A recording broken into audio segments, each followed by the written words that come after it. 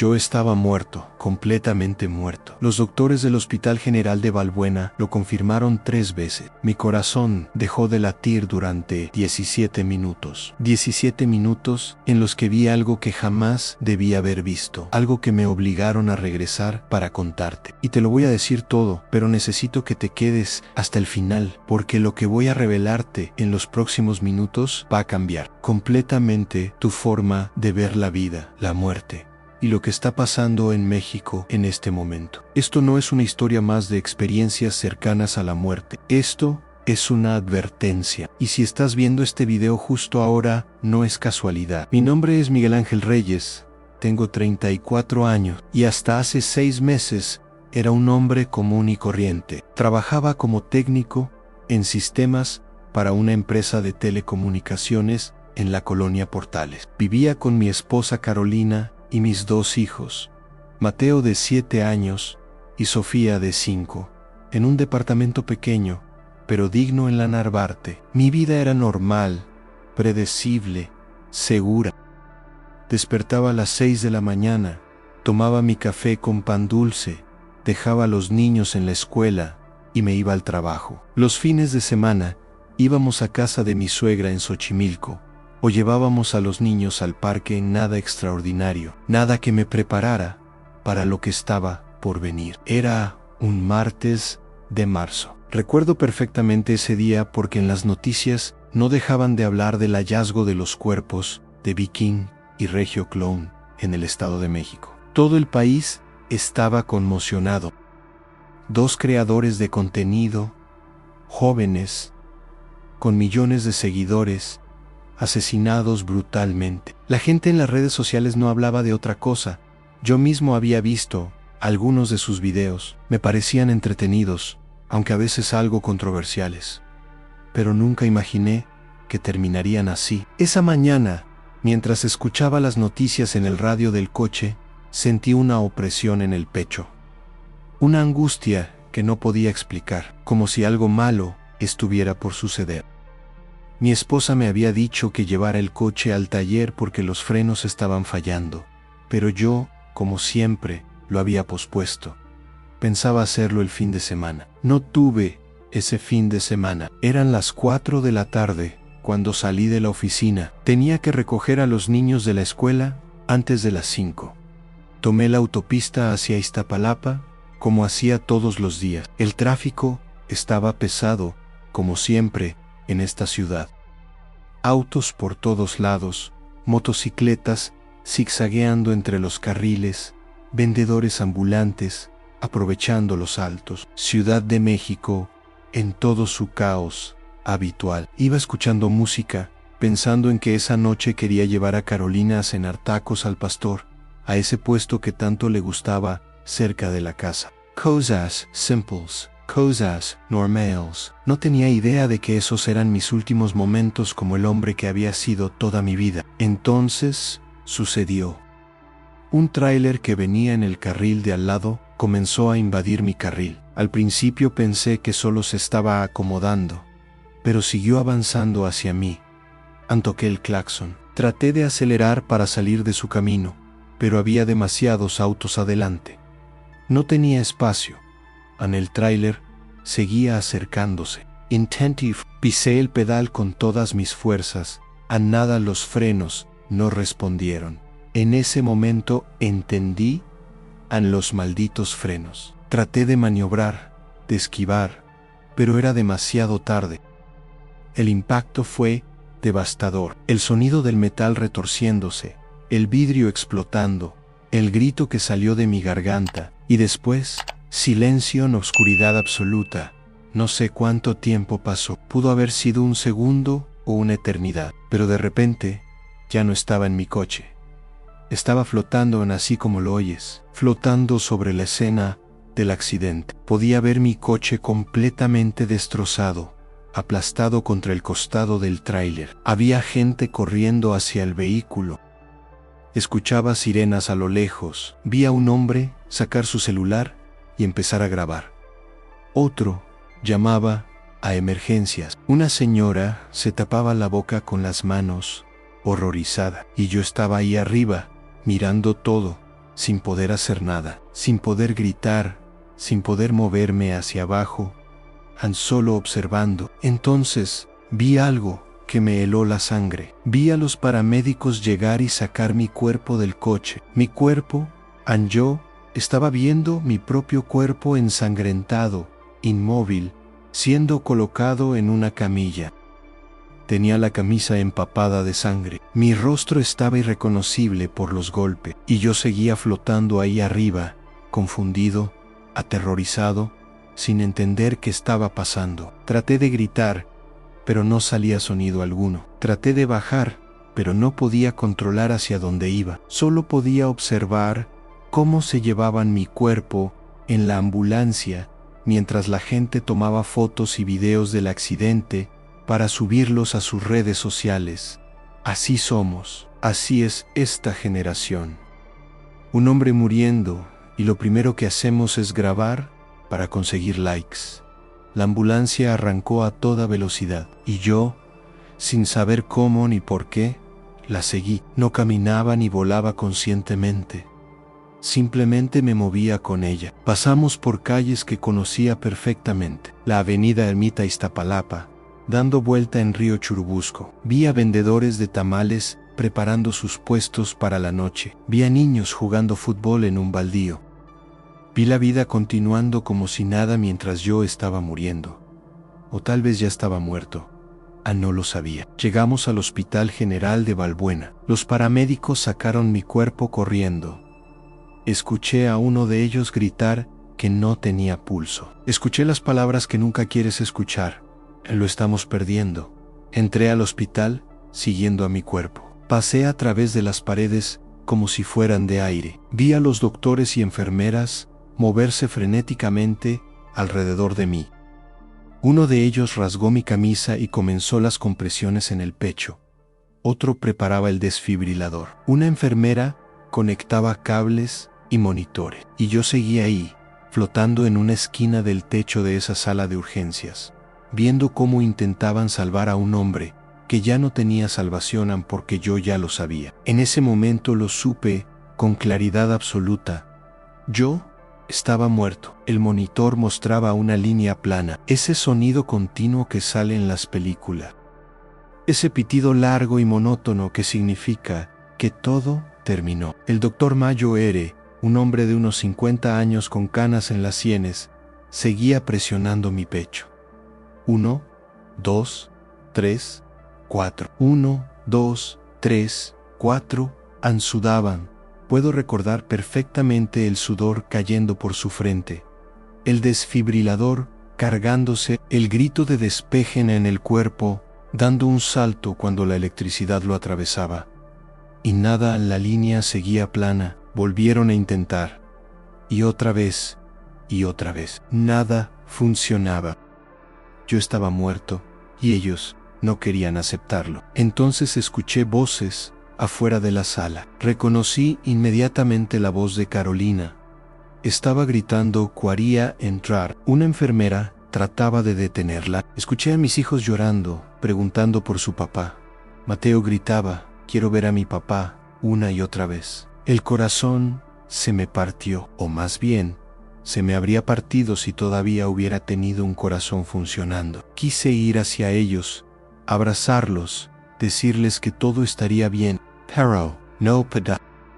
Estaba atrapado en esa sala, viendo cómo los minutos pasaban y los doctores empezaban a perder la esperanza. El doctor Mayo R. miró el reloj en la pared. Llevaban 16 minutos intentando reanimarme. Miró a sus colegas. Todos sabían lo que eso significaba. Nadie sobrevive después de tanto tiempo sin oxígeno en el cerebro. Y justo cuando el doctor Mayo R. abrió la boca para declarar mi muerte oficialmente, algo cambió. La sala de urgencias comenzó a desvanecerse. Las paredes, los doctores, mi cuerpo en la camilla, todo empezó a hacerse borroso, como si alguien estuviera bajando el brillo de la realidad. La luz fluorescente del hospital se transformó en una luz diferente, una luz cálida, dorada, que venía de todas partes y de ninguna al mismo tiempo. Y entonces dejé de flotar. Mis pies o lo que fuera que tuviera en ese momento, tocaron algo sólido, pero no era el piso del hospital. Era otra cosa. Algo que no puedo describir con palabras humanas, porque no existe nada igual en nuestro mundo. Estaba en un lugar completamente diferente. Si tuviera que describirlo, diría que era como un valle enorme, pero no era tierra lo que había abajo, era luz cristalizada. Imagina que la luz pudiera ser sólida, que pudieras caminar sobre ella, y así era. El cielo sobre mí no era azul ni negro.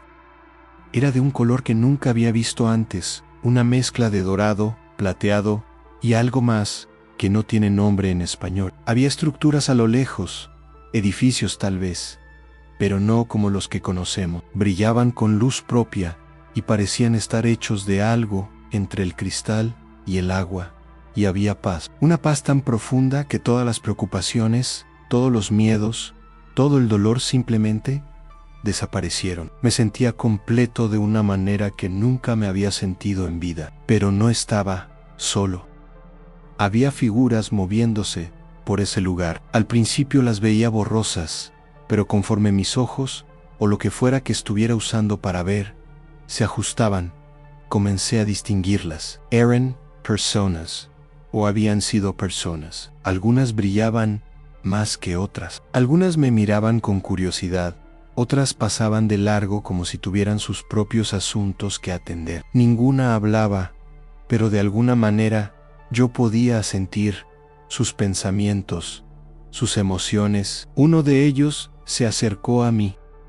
Era un hombre joven, tal vez de mi edad. Tenía una sonrisa tranquilizadora. Sin decir una palabra, supe que había muerto en un accidente similar al mío, hacía 3 años. Y supe que estaba ahí para guiarme. Me hizo una seña para que lo siguiera. Caminamos, aunque no estoy seguro de que camináramos en el sentido tradicional. Era más como pensar en moverte y automáticamente estar en movimiento. Llegamos a lo que solo puedo describir como un jardín infinito.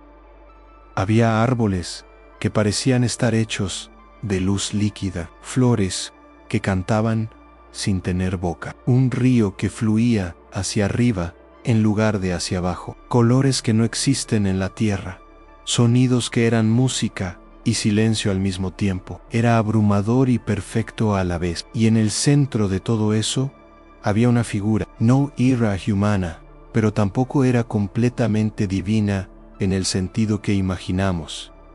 Era luz pura en forma vagamente humana, tan brillante que debería haberme cegado, pero no lo hizo. En lugar de eso, me llenó de una calidez indescriptible. Supe inmediatamente quién era, aunque nadie me lo dijo en Jesús, no como lo pintan en las iglesias con túnica blanca y barba perfecta. Era luz, amor, conocimiento, todo concentrado en una presencia que irradiaba un poder inimaginable y al mismo tiempo una ternura infinita. Me miró, y en esa mirada vi toda mi vida, cada momento bueno, cada error, cada vez que lastimé a alguien, cada vez que ayudé a alguien, todo expuesto, todo entendido, todo perdonado y después habló a no con voz. Las palabras simplemente aparecían dentro de mí, en lo más profundo de mi ser. Miguel Ángel dijo, y escuchar mi nombre en esa voz, que no era voz, me hizo llorar, aunque no tenía ojos físicos para producir lágrimas. No es tu tiempo todavía, tienes que regresar. Yo no quería regresar. En ese momento, con todo ese amor rodeándome, con toda esa paz llenándome, lo último que quería era volver al dolor, al caos, a la vida que había dejado atrás. Pero él continuó, hay cosas que debes saber, cosas que debes compartir con los que aún están en el mundo físico. Ellos están perdidos, están ciegos, están caminando hacia un abismo y no lo ven. Me mostró algo entonces. Fue como si el aire frente a mí se convirtiera en una pantalla gigante, pero no era una pantalla. Era realidad pura. Ampaya, México. Vi a mi país desde arriba. como si estuviera en el espacio mirando hacia abajo. Pero no era el México de los mapas.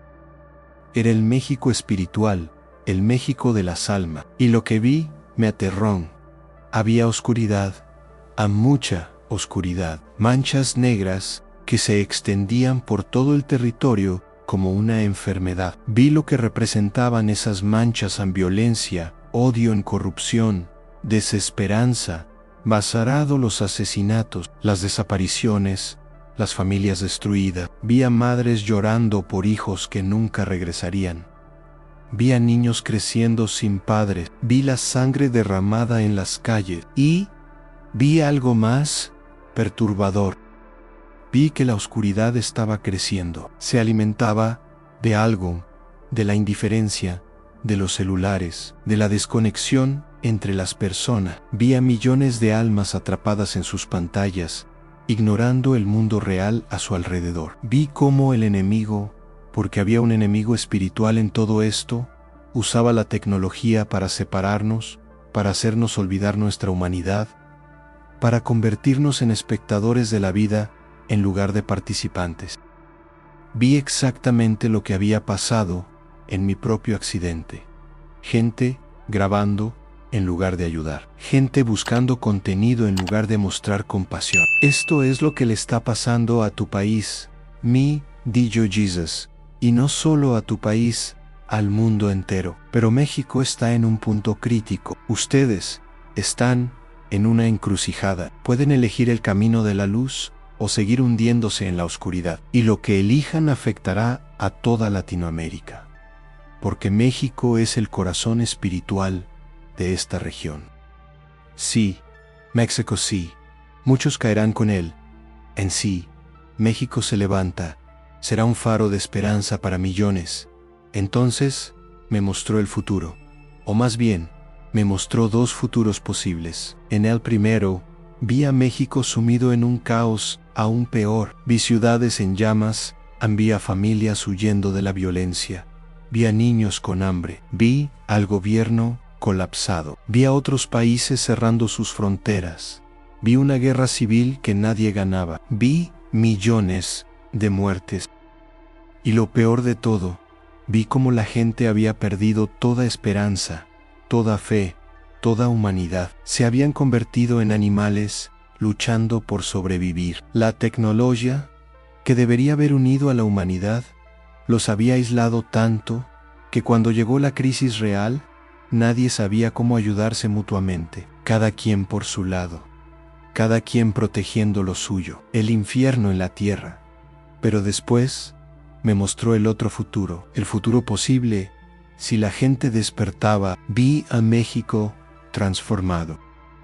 Vi comunidades unidas. Vi a vecinos ayudándose unos a otros. Vi a jóvenes dejando sus celulares y conectándose con personas reales.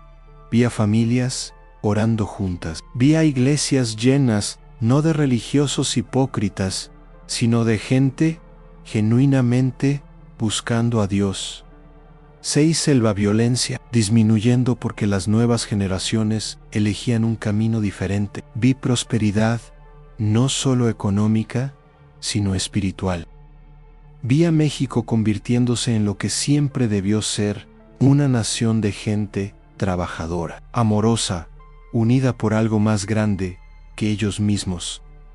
Vi esperanza. Estos son los dos caminos, mi Dillo Jesus, y cada persona, con cada decisión que toma todos los días, está eligiendo uno u otro. Cada vez que alguien elige el odio sobre el amor, empuja a México hacia el primer futuro. Cada vez que alguien elige la compasión sobre la indiferencia, lo empuja hacia el segundo. Cada vez que alguien apaga su teléfono y habla con su familia, cada vez que alguien ayuda a un extraño, cada vez que alguien perdona, en lugar de vengarse, está cambiando el destino de toda una nación. Me mostró algo más. Entonces, me mostró a los jóvenes que estaban muriendo. Viking y Regio Clown eran solo 2 de miles. Vi a creadores de contenido, a artistas, a músicos, a jóvenes llenos de talento, siendo asesinados, secuestrados, desaparecidos. Vi que había una guerra espiritual por las mentes de la juventud. El enemigo quería silenciar las voces que pudieran inspirar cambio. Quería sembrar miedo, quería que la gente se callara, se escondiera, dejara de soñar. Y estaba funcionando. Vi a millones de jóvenes mexicanos deprimidos, ansiosos, sin propósito, medicándose con entretenimiento digital, perdiendo sus vidas en mundos virtuales, mientras el mundo real se desmoronaba a su alrededor. Tú vas a regresar, mi tío Jesus, y vas a contarles esto. Vas a decirles que el tiempo se está acabando. No en el sentido de que el mundo vaya a terminar mañana, sino en el sentido de que la ventana de oportunidad para cambiar de rumbo se está cerrando. Cada año que pasa, cada generación que crece en esta oscuridad, hace más difícil el regreso a la luz, pero todavía es posible. Todavía hay esperanza. Pero tienen que actuar ahora, tienen que despertar. Ahora le pregunté cómo. ¿Cómo se suponía que una sola persona pudiera cambiar algo tan grande? ¿Cómo mi historia iba a hacer alguna diferencia cuando había miles de historias como la mía? ¿Cómo podía competir con los millones de voces en internet gritando distracciones y mentiras? Y él me mostró algo hermoso. Me mostró una sola vela encendiéndose en medio de una habitación oscura. Esa vela encendía otra, y esa otra encendía dos más, y esas dos encendían cuatro. Y pronto, toda la habitación estaba iluminada. No por una sola vela masiva, sino por miles de velas pequeñas. Así es como funciona, me dijo. Tú no vas a cambiar a México por ti solo, pero tu historia va a tocar a alguien, y esa persona va a cambiar algo en su vida, y ese cambio va a inspirar a alguien más, y así, poco a poco, luz por luz, vida por vida, el país se transforma. No subestimes el poder de una sola alma. Despierta, me dio instrucciones específicas. Entonces tenía que hablar sobre la tecnología. Tenía que advertirles a las personas que sus celulares, sus redes sociales, todo eso era una herramienta. Podía usarse para el bien o para el mal. El problema era que la mayoría lo estaba usando para su propia destrucción. Pasaban horas viendo vidas falsas, de personas falsas, comparándose, sintiéndose inadecuados, desarrollando depresión y ansiedad. Mientras tanto, sus propias vidas reales, sus familias reales, sus comunidades reales, se desmoronaban por falta de atención. Tenía que hablarles sobre la familia, sobre cómo la familia era la unidad básica de la sociedad, y si las familias se desmoronaban, todo se desmoronaba. Vi cómo tantos hogares en México estaban rotos. Padres ausentes, física o emocionalmente. Madres haciendo el trabajo de dos. Hijos criándose solos, criándose a través de YouTube y TikTok, aprendiendo valores de influencers que no tenían valores. Tenía que decirles que volvieran a la mesa familiar, aunque cenaran juntos. Que se conocieran, aunque amaran. Tenía que hablarles sobre la fe, no sobre religión vacía, no sobre ir a misa los domingos y ser hipócrita los otros 6 días, sino sobre fe verdadera, sobre una relación real con Dios, sobre oración genuina, sobre leer las Escrituras, no como un ritual, sino como un diálogo con lo divino. Vi que muchos mexicanos habían abandonado la fe o la habían convertido en algo superficial, imágenes de santos en el coche, pero corazones llenos de odio. Crucifijos en el cuello, pero mentiras en los labios. Tenía que llamarlos a una fe auténtica que transformara sus vidas desde adentro, y tenía que hablarles sobre el perdón. Esto era crucial. Vi cómo la sed de venganza estaba alimentando un ciclo interminable de violencia en México. Una familia atacaba a otra. Esa familia respondía. La respuesta generaba otra respuesta. Y así seguía y seguía, generación tras generación. Tenía que decirles que alguien tenía que romper el ciclo. Alguien tenía que elegir el perdón sobre la venganza. Y sí, era difícil. En sí, era injusto. En sí, dolía, pero era la única manera de detener la espiral descendente hacia el infierno que me había mostrado. Mientras Jesús me hablaba, o más bien, mientras sus pensamientos se convertían en entendimiento dentro de mí, vi imágenes específicas. Ambay mi propia vida. Vi momentos en los que había fallado. Vi la vez que le grité a Carolina por algo insignificante cuando ella solo necesitaba mi apoyo. Vi las veces que llegué a casa del trabajo tan cansado que ignoré a mis hijos cuando querían jugar conmigo. Vi la vez que vi a un hombre golpeando a una mujer en la calle y no hice nada porque no quería meterme en problemas. Vi a mi cobardía, vi mi egoísmo, vi mi indiferencia y me avergoncé profundamente. Pero también vi momentos de luz. Vi la vez que ayudé a un vecino anciano con sus compras cuando él apenas podía caminar. Vi cuando defendí a un compañero de trabajo que estaba siendo acosado injustamente. Vi las noches que me quedé despierto con Mateo cuando tenía pesadillas, abrazándolo hasta que se durmiera. Vi el día que perdoné a mi padre por haberme abandonado cuando era niño, liberándome de años de resentimiento. Vi que mi vida, como todas las vidas, era una mezcla de luz y oscuridad, y que cada momento era una oportunidad para elegir qué iba a predominar. Cuando regreses, me dijo Jesús, no va a ser fácil. Vas a enfrentar incredulidad. La gente va a pensar que estás loco. Algunos van a burlarse, otros van a decir que lo inventaste por atención, pero algunos van a escuchar, algunos van a entender, y para esos algunos, tu historia va a cambiar todo. Así que no te desanimes, habla tu verdad, comparte lo que has visto, y confía en que las palabras correctas van a llegar a los oídos correctos en el momento correcto. Entonces, me mostró algo más. Me mostró específicamente lo que iba a pasar en los próximos años si la gente no cambiaba. Vi el año 2026. Vi una crisis económica que sacudía a México. Vi el peso colapsándose. Vi gente perdiendo sus empleos, sus ahorros, sus hogares. Vi disturbios en las calles de Ciudad de México. Vi supermercados siendo saqueados. Vi la desesperación en los rostros de las madres que no podían alimentar a sus hijos. Y vi que todo esto era evitable. Todo esto era consecuencia de años de corrupción, de apatía, de egoísmo acumulado.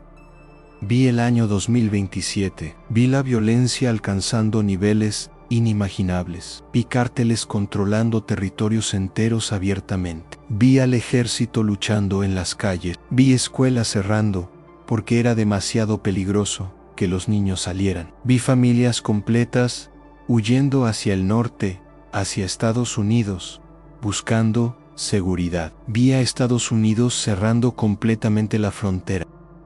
Vi a los refugiados mexicanos atrapados en campos, sin hogar ni en México ni en Estados Unidos. 6.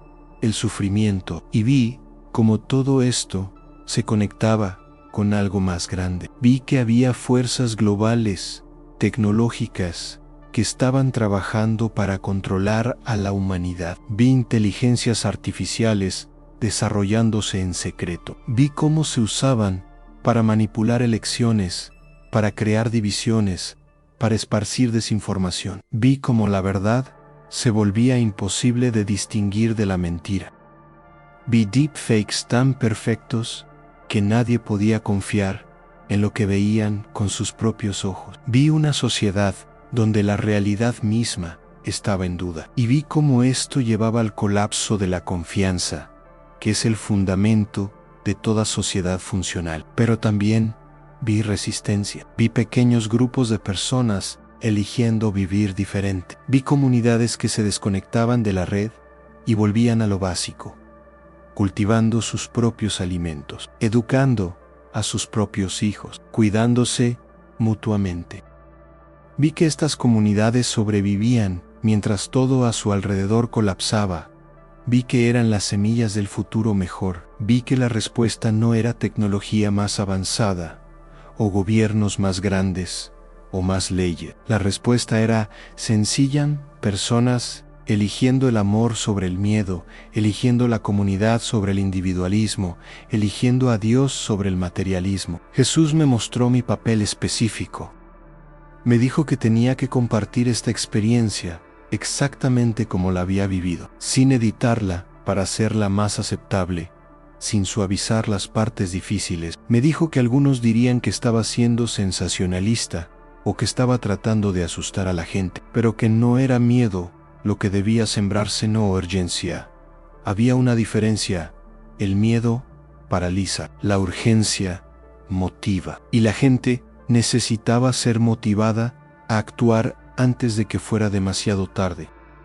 Me dijo que prestara especial atención a los jóvenes, que ellos eran la clave de todo. Si una generación entera de jóvenes mexicanos despertaba espiritualmente, si elegían un camino diferente al de sus padres, si rechazaban la violencia y el materialismo y la superficialidad que había definido las últimas décadas, México podía transformarse en una sola generación. Pero si esa generación se perdía en las pantallas, en las drogas, en la desesperanza, entonces el primer futuro que me había mostrado era inevitable. Y entonces llegó el momento de regresar. No quería ir. La paz, el amor, la claridad que sentía en ese lugar eran tan completos que la idea de volver al mundo físico me aterraba. Sabía que iba a regresar al dolor. Sabía que iba a tener que lidiar con las secuelas del accidente, con la recuperación, con el trauma. Sabía que iba a extrañar ese lugar cada día por el resto de mi vida. Pero también sabía que tenía una misión y que no podía negarme. Jesús me tocó la frente con lo que parecía una mano hecha de luz pura. Sentí una energía corriendo a través de lo que fuera que yo era en ese momento. Y me dijo algo que nunca olvidaré. Recuerda, Miguel Ángel, que cada alma que tocas, cada vida que impactas, cada persona que inspiras a cambiar, es un triunfo contra la oscuridad. No te preocupes por los números.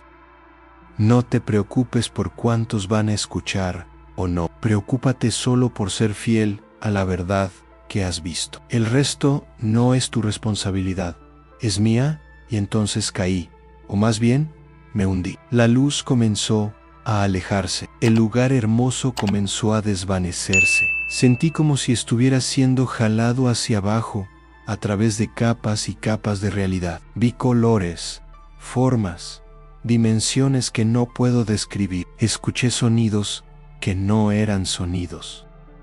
Y de repente, con una violencia que me tomó por sorpresa, estaba de vuelta en mi cuerpo. El dolor fue instantáneo e insoportable. Cada centímetro de mi cuerpo gritaba en agonía. No podía respirar, en mi pecho se sentía aplastado. Traté de abrir los ojos, pero las luces del hospital eran cegadoramente brillantes. Después de haber estado en ese otro lugar, escuché voces gritando: tenemos pulso. El doctor, que había estado a punto de declararme muerto, estaba ahora presionando botones, gritando órdenes. Había caos a mi alrededor. Traté de hablar, pero tenía un tubo en la garganta. Me estaba ahogando. Entré en pánico. Comencé a luchar contra el tubo, contra las manos que me sostenían. Alguien me estaba diciendo que me calmara, que estaba a salvo, que todo estaría bien. Pero yo no podía calmarme. Acababa de estar en el paraíso y ahora estaba de vuelta en el infierno del mundo físico. El contraste era demasiado. Perdí la conciencia otra vez. Cuando desperté nuevamente, ya no tenía el tubo. Estaba en una habitación diferente. Una habitación de hospital regular. Había luz del sol entrando por la ventana. Escuché el sonido familiar de los monitores cardíacos haciendo bip, y vi a Carolina dormida en una silla junto a mi cama, con la cabeza recostada en la orilla del colchón, sosteniendo mi mano. Tenía el rostro manchado por las lágrimas. Su cabello estaba despeinado. Llevaba la misma ropa que el día del accidente. Me di cuenta de que no se había movido de mi lado. Moví mis dedos ligeramente apretando su mano. Ella despertó de inmediato, sobresaltada. Cuando vio que mis ojos estaban abiertos, que la estaba mirando, Su rostro se transformó completamente. Ann gritó, literalmente gritó de alegría. Se lanzó sobre mí, abrazándome con tanta fuerza que me dolió, pero no me importó. Lloraba incontrolablemente. Pensé que te había perdido, decía una y otra vez entre sollozos. Pensé que te había perdido, Miguel. Los doctores dijeron que no había esperanza. Dijeron que aunque vivieras, probablemente tendrías daño cerebral severo, pero aquí estás, andas. Enfermeras entraron corriendo, alertadas por sus gritos. Detrás de ellas vino el doctor Mayo R., el mismo que había intentado reanimarme. Me miró como si estuviera viendo un fantasma, y supongo que en cierto sentido lo era. Un fantasma que había regresado del otro lado. Me hizo preguntas, cómo me llamaba, qué día era, quién era la mujer a mi lado, dónde vivía. Respondí todo correctamente. Él movió la cabeza, incrédulo. En 30 años de medicina, dijo, nunca había visto algo así. Estuviste muerto durante 17 minutos. 17 minutos sin oxígeno en el cerebro. Deberías estar en estado vegetativo o muerto. Pero estás aquí, consciente, coherente, como si nada hubiera pasado. Le dije que tenía que hablar con él en privado. Había algo que necesitaba contarle. Carolina salió de la habitación junto con las enfermeras para darme unos momentos a solas con el doctor Laconti Tadou. Desde el momento en que salí de mi cuerpo hasta el momento en que regresé, le hablé de lo que había visto, del lugar al que fui, del mensaje que me dieron. Él me escuchó sin interrumpir. Cuando terminé, hubo un largo silencio. Esperaba que me dijera que eran alucinaciones causadas por la falta de oxígeno, que mi cerebro había creado esas imágenes para protegerme del trauma por Ronolou Haizo. En lugar de eso, me dijo, he tenido otros pacientes que reportan experiencias similares. No muchos, pero algunos, los que logran volver después de estar tan lejos. Siempre vuelven cambiados, siempre vuelven con un mensaje. ¿Y sabes qué es lo extraño, Miguel? Que todos los mensajes son consistentes. Todos hablan de amor, de cambio, de urgencia. Todos dicen que el mundo está en un punto crítico. No sé si lo que viste fue real en el sentido objetivo de la palabra, pero sé que es real para ti. Y eso es lo que importa. Me dio permiso para que Carolina y los niños entraran. Mateo y Sofía corrieron hacia mi cama. Los abracé con toda la fuerza que pude reunir, que no era mucha. Sentí sus lágrimas mojando mi bata de hospital. Mateo me decía, no te vuelvas a ir, papi, no te vuelvas a ir. Y yo le prometí que no lo haría, aunque sabía que eventualmente, algún día, todos tenemos que irnos, pero no era mi momento todavía.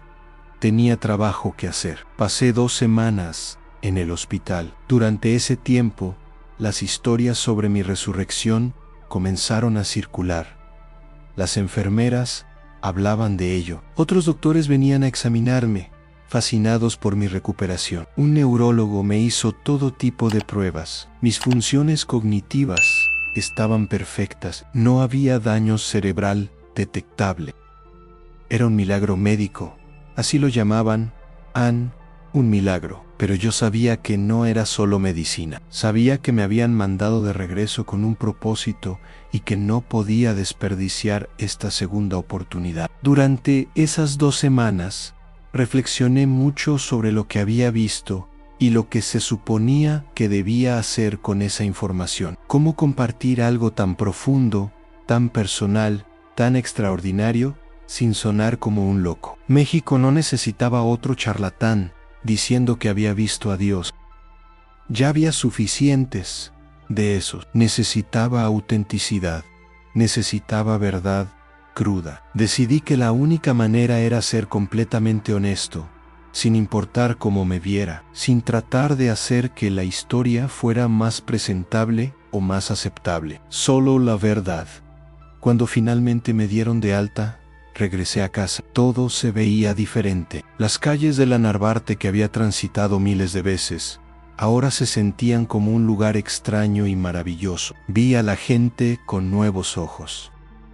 El señor que vende elotes en la esquina, la señora del puesto de periódicos, los niños jugando en el parque. Cada uno de ellos era un alma eterna temporalmente atrapada en un cuerpo físico, viviendo una experiencia humana. Cada uno tenía un propósito, cada uno importaba infinitamente más de lo que ellos mismos creían. Mi departamento se sentía más pequeño que antes, pero al mismo tiempo más precioso.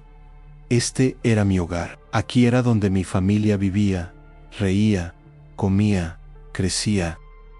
Vi a Carolina preparar la cena esa primera noche en casa y me conmoví hasta las lágrimas. Algo tan simple como verla cortar verduras para la sopa se sentía como un privilegio sagrado. Vi a Mateo hacer su tarea en la mesa y quise gritar de alegría porque estaba ahí para verlo. Vi a Sofía jugar con sus muñecas y entendí que estos momentos ordinarios eran en realidad extraordinarios. Esta era la vida a la vida real, no la vida que perseguimos en Instagram o TikTok. Así es. Pero también sentía una urgencia constante. El reloj estaba corriendo. Las palabras de Jesús resonaban en mi mente todos los días. En el tiempo se está acabando. No podía simplemente volver a mi vida normal, como si nada hubiera pasado. Tenía que hacer algo. Tenía que compartir lo que había visto. ¿Pero cómo? Comencé a hablar con amigos cercanos, con familia. Las reacciones eran mixtas. Algunos me escuchaban con fascinación. Otros claramente pensaban que el accidente había afectado mi cerebro más de lo que los doctores habían detectado. Mi hermano me dijo directamente: compadre, creo que necesitas ver a un psicólogo. Estas cosas no son reales. Pero hubo otros que sí creyeron. Mi suegra, una mujer muy devota, lloró cuando le conté mi experiencia. Me dijo que había estado orando por un milagro y que su oración había sido respondida. Me dijo que necesitaba compartir mi historia con más gente. Un compañero de trabajo que había pasado por su propia crisis existencial me contactó después de escuchar sobre mi accidente. Hablamos durante horas. Le conté todo a Ann. Él entendió. Él también sentía que algo estaba profundamente mal con la dirección que estaba tomando la sociedad. Fue él quien me sugirió que grabara mi historia en video y la compartiera en línea. Al principio me resistí. Yo no era un influencer, no era un creador de contenido. Era un técnico en sistemas que apenas sabía usar las redes sociales más allá de compartir fotos familiares en Facebook. Pero él insistió. Miguel, me dijo, si realmente crees que te dieron este mensaje para compartirlo, tienes que usar las herramientas disponibles. Y en 2025, esas herramientas son las redes sociales. Sí, están llenas de basura. Sí, se usan principalmente para cosas superficiales, pero también pueden usarse para bien. Pueden usarse para esparcir luz. Así que aquí estoy grabando esto, compartiéndolo contigo. Y si estás viendo esto hasta este momento, si has escuchado mi historia completa hasta aquí, entonces no es coincidencia. Fuiste guiado a este video. Hay algo en ti que necesitaba escuchar esto. Tal vez estás pasando por tu propia crisis. Tal vez estás cuestionando el propósito de tu vida. Tal vez sientes esa misma urgencia que yo siento de que algo grande está por pasar y necesitamos estar preparados. Déjame decirte específicamente qué necesitas hacer. No son cosas complicadas. No requieren que cambies toda tu vida de la noche a la mañana, pero sí requieren intención. Primero, apaga tu teléfono. No para siempre, pero sí por periodos prolongados cada día. Come con tu familia sin el celular en la mesa. Acuéstate sin revisar las redes sociales. Despierta sin inmediatamente ver tu teléfono. Recupera tu atención. Recupera tu presencia. Estás perdiendo tu vida mirando pantallas. Estás perdiendo a tus hijos crecer. Estás perdiendo conversaciones importantes con tu pareja. Estás perdiendo el presente por estar atrapado en un mundo digital que ni siquiera es real. Segundo, reconecta con tu familia, no solo físicamente, sino emocionalmente. Pregúntale a tu pareja cómo se siente realmente. No solo cómo estuvo tu día, sino qué es lo que más te preocupa en este momento. ¿Qué sueños has dejado de perseguir? ¿Cómo puedo apoyarte mejor? Habla con tus hijos de cosas reales. Enséñales valores y comparte tus propias luchas. So vulnerable. Ellos necesitan ver que los adultos también tienen miedo a veces, pero eligen ser valientes de todos modos. Necesitan ver fe en acción, no solo palabras vacías. Tercero, reconecta con tu comunidad. Conoce a tus vecinos. Ayuda a alguien que lo necesite. Participa en tu colonia. Ve a las juntas vecinales. Ofrécete como voluntario. No esperes a que el gobierno arregle todo. El gobierno no va a arreglar nada. El cambio viene de abajo hacia arriba, no de arriba hacia abajo. Cada comunidad fuerte es un acto de resistencia contra el caos que está tratando de consumir a México. Cuarto, reconecta con Dios. Y aquí no me importa si eres católico, cristiano, evangélico o de otra religión. Lo que importa es que reconozcas que hay algo más grande que tú, que esta vida física no es todo lo que hay, que tus acciones tienen consecuencias eternas oran. Y no esas oraciones memorizadas que dices sin pensar. Ora David, habla con Dios como hablarías con alguien que amas. Cuéntale tus miedos, cuéntale tus fallas, pide ayuda, pide guía y después escucha. En el silencio, en la quietud, escucha. Quinto, elige el perdón. Esto es difícil, lo sé. En sí, alguien te ha hecho daño. Si has perdido a alguien por la violencia, si cargas resentimiento, sé que es casi imposible perdonar. Pero ese resentimiento te está destruyendo por dentro, te está comiendo vivo. La persona que te hizo daño probablemente ni siquiera piensa en ti, mientras tú gastas tu energía odiándola. El perdón no es para ellos, es para ti. Es para liberarte de la prisión emocional en la que te has encerrado. Y escúchame bien, perdonar no significa olvidar, no significa permitir más abuso, significa soltar el veneno que está matando tu alma. Sexto, vive con urgencia, pero no con miedo. Entiende que el tiempo es corto, no sabemos cuánto tiempo tenemos. Yo no sabía que ese martes podría haber sido mi último día. Vive cada día como si importara, porque importa. No pospongas las conversaciones importantes. No pospongas decirle a la gente que los amas. No pospongas perseguir lo que realmente importa, pero tampoco vivas paralizado por el miedo de lo que podría pasar. Vive con intención, con propósito, con pasión. Y séptimo, comparte este mensaje. Si algo de lo que he dicho resonó contigo, si algo de lo que he compartido tocó tu corazón, no te lo guardes. Comparte este video. Habla de estos temas con tus amigos. Sé esa luz que enciende otras luces. No necesitas tener todas las respuestas. No necesitas ser perfecto. Solo necesitas ser auténtico y estar dispuesto a compartir tu verdad. Déjame contarte qué ha pasado en mi vida desde que regresé. Han pasado 6 meses.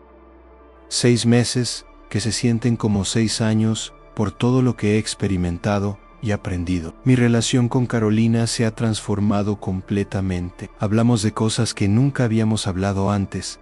Oramos juntos todas las noches. Nos hemos vuelto a enamorar de una manera más profunda que cuando éramos novios. Mis hijos notan la diferencia. Mateo me dijo hace unas semanas papi, me gusta como eres ahora. Juegas más con nosotros.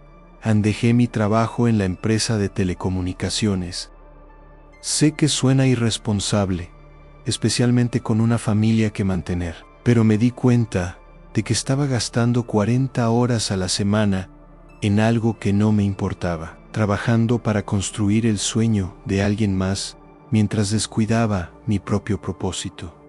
Ahora trabajo freelance desde casa. Gano menos dinero, pero tengo más tiempo para estar presente, tiempo para esta misión que me dieron. Y curiosamente, aunque tenemos menos dinero, nos alcanza mejor porque compramos menos basura innecesaria. Empecé a reunirme con otros hombres de mi colonia una vez por semana. Nos juntamos en un parque temprano por la mañana antes de que todos se vayan al trabajo. Oramos juntos, hablamos de nuestras luchas, nos apoyamos mutuamente. Algunos de estos hombres estaban al borde del divorcio. Otros luchaban con adicciones. Otros simplemente se sentían perdidos. Ahora somos una comunidad. Nos cuidamos unos a otros. Y esa pequeña reunión ha empezado a cambiar toda la colonia. Las esposas notan que sus maridos están cambiando. Los hijos notan que sus padres están más presentes. También he hablado en varias iglesias. Algunas me invitaron después de escuchar sobre mi experiencia. Compartí mi testimonio. Y lo interesante es que cada vez que comparto, alguien se me acerca después con lágrimas en los ojos diciendo que necesitaban escuchar exactamente eso en ese momento. Hay una mujer que estaba planeando suicidarse. Después de escuchar mi historia, decidió vivir. Hay un joven que estaba involucrado con un cartel. Mi historia lo hizo reconsiderar el camino que había elegido. Ahora está tratando de salir de esa vida. Cada una de estas historias me confirma que estoy haciendo lo correcto, pero también he enfrentado oposición. Hay gente que me ha atacado en redes sociales, llamándome charlatán, diciendo que invento todo por atención. Hay quienes dicen que estoy usando el nombre de Dios para hacerme famoso. Hay quienes simplemente no pueden aceptar que algo así sea posible. Y está bien, no necesito que todos me crean, solo necesito alcanzar a los que están listos para escuchar. Lo que vi sobre México sigue atormentándome. Veo las noticias y reconozco las señales de lo que me mostraron. La violencia sigue escalando, la confianza en las instituciones sigue disminuyendo, las divisiones sociales se están haciendo más profundas. Why la juventud? Los veo en la calle pegados a sus teléfonos, desconectados de la realidad, viviendo en mundos virtuales. Mi corazón duele por ellos, porque sé lo que les espera si no despiertan. Pero también veo esperanza. Veo pequeños movimientos de gente eligiendo vivir diferente. Veo comunidades formándose. Veo iglesias genuinas, no las instituciones religiosas corruptas, sino comunidades de fe auténtica, creciendo. Veo jóvenes cansados de la superficialidad, buscando algo más profundo. Veo madres luchando por proteger a sus hijos del contenido tóxico en línea. Veo padres decidiendo ser presentes. Veo luz, todavía hay luz. Y esa luz eres tú. Si llegaste hasta aquí en este video, si escuchaste toda mi historia, entonces eres parte de esa luz. Algo en ti reconoce la verdad cuando la escucha. Algo en ti sabe que las cosas no están bien y que necesitan cambiar. Algo en ti quiere ser parte de la solución en lugar de parte del problema. Ese algo es tu alma eterna, recordándote quién realmente eres y por qué estás aquí. No estás aquí por accidente. No naciste en México en este momento específico de la historia por casualidad. Estás aquí porque tu alma eligió estar aquí. En este lugar, en este tiempo, para y México necesita héroes. No el tipo de héroes de las películas con superpoderes, sino héroes ordinarios haciendo cosas extraordinarias. Madres criando hijos con valores en medio del caos. Padres eligiendo estar presentes cuando es más fácil escapar. Jóvenes rechazando la cultura de la muerte y eligiendo la vida. Trabajadores siendo honestos cuando la corrupción es la norma. Ciudadanos ayudándose unos a otros cuando el egoísmo es más fácil. Tú puedes ser ese héroe. De hecho, estás llamado a serlo. Y no en el futuro, ahora. Hoy, Ian, este día que tienes frente a ti es una oportunidad para hacer una diferencia. Empieza pequeño. Empieza con tu familia, empieza contigo mismo, pero empieza a no esperes a estar listo, no esperes a tener todas las respuestas, no esperes a que alguien más tome la iniciativa, empieza ahora, porque el futuro de México, el futuro que tus hijos van a heredar, está siendo determinado por las decisiones que tomamos hoy. Cada decisión cuenta, cada acción importa, cada persona que despierta marca una diferencia.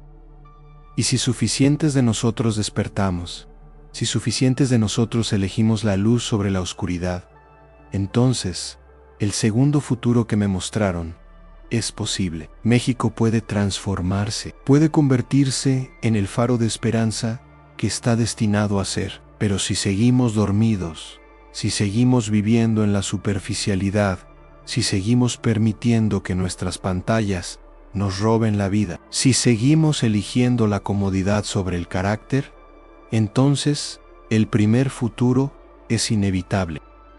Y nuestros hijos van a pagar el precio de nuestra cobardía.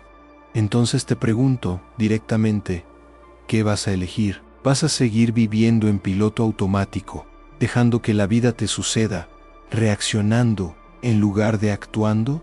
¿O vas a despertar? ¿Vas a tomar control de tu vida? ¿Vas a ser intencional sobre cómo pasas tu tiempo, cómo educas a tus hijos, cómo contribuyes a tu comunidad? ¿Vas a ser parte de la solución o parte del problema? Este no es un llamado teórico. Este es un llamado urgente a la acción. Cuando termines de ver este video, no solo le des like y sigas scrolling. Haz algo diferente. Encierra tu aplicación. Apaga tu teléfono. Ve y habla con alguien real. Llama a un familiar que no has visto en meses. Abraza a tus hijos. Besa a tu pareja. Sal a caminar sin auriculares y observa el mundo a tu alrededor. Haz algo, cualquier cosa que te reconecte con la realidad. Y si realmente quieres marcar una diferencia, comparte este video. No porque yo necesite vistas o suscriptores, no me importa hacerme famoso, me importa que el mensaje llegue a las personas correctas. Cada persona que vea esto y despierte es una victoria. Cada vida que cambie es una luz más en la oscuridad. Eres tú quien hace la diferencia compartiéndolo. Déjame terminar con esto. Cuando estuve del otro lado, cuando estuve en presencia de ese amor infinito, entendí algo fundamental. Todos estamos conectados. Lo que le haces a otro, te lo haces a ti mismo. El dolor que causas regresa a ti, pero también el amor que das se multiplica y regresa. No somos individuos separados, compitiendo por recursos limitados. Somos una sola humanidad, una sola familia, experimentando la vida desde diferentes perspectivas. Y México, nuestro hermoso México, con toda su complejidad, con toda su violencia y belleza, entremezcladas, es nuestro hogar compartido. Es nuestra responsabilidad cuidarlo. Es nuestra responsabilidad sanarlo. Es nuestra responsabilidad dejarlo mejor de cómo lo encontramos para las generaciones que vienen. Tú tienes un papel en eso. Tu vida importa más de lo que crees. Tus acciones crean ondas que se extienden más allá de lo que puedes ver. Cada palabra amable, cada acto de servicio, cada momento de presencia genuina con otro ser humano está cambiando el mundo. Literalmente estás alterando la realidad con tus elecciones. Así que elige bien, elige sabiamente, eliges la luz. Elige el amor. Elige estar presente, elige ser valiente. Elige perdonar, elige construir en lugar de destruir. Elige unir en lugar de dividir. Elige la verdad en lugar de la mentira conveniente. Elige a Dios sobre todo lo demás. Y si caes, porque todos caemos, levántate.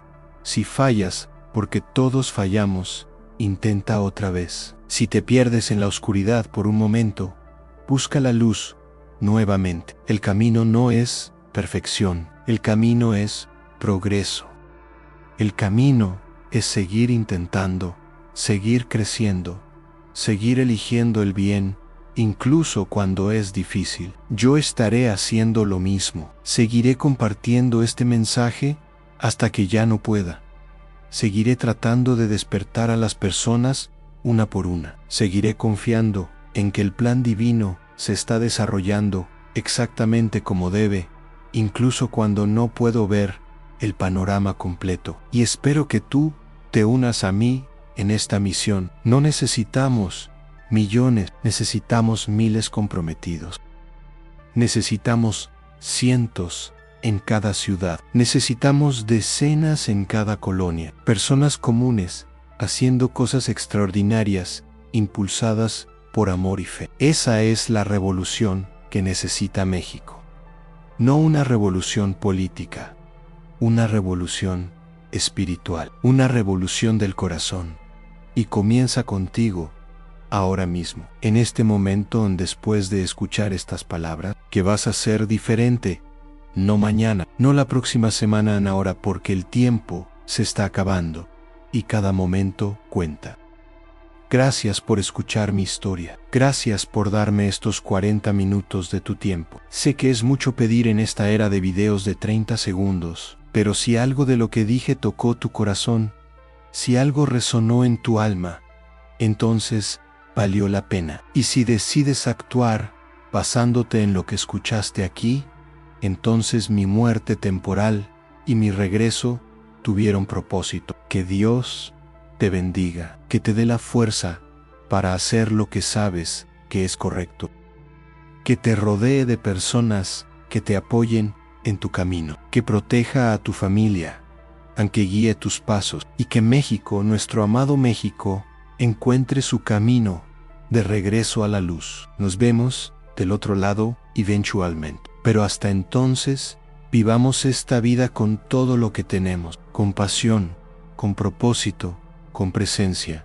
Que cada día cuente, que cada acción importe, que cada persona que toquemos sea mejor por habernos conocido.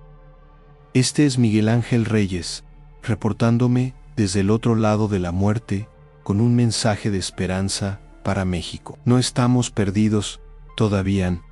Todavía hay tiempo, pero tenemos que actuar. Ahora juntos, unidos, con fe.